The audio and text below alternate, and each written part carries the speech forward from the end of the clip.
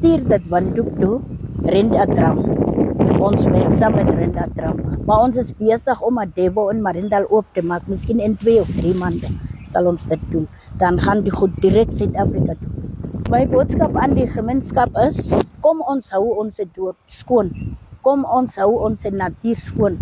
Elke ding as jy iets sien wat verkeerd is, wat in die straat rondlê, tel dit op. Is wat uit recycling het ek baie gedoen. Ek het 2 kinders. Eintlik ek het baie groot familie, maar ek haal 2 goedjies uit.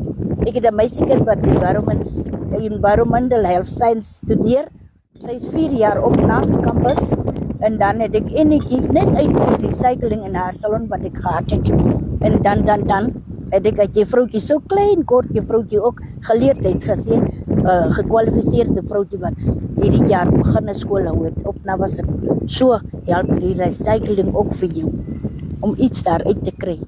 Eintlik van kleins af het ek begin recycle, maar na COVID, voor COVID het ek bietjie, maar na COVID het ek my mind oopgemaak en dan het ek begin recycle. Ek het net bietjie gerecycle, maar meer, maar is my ma van die kleins af.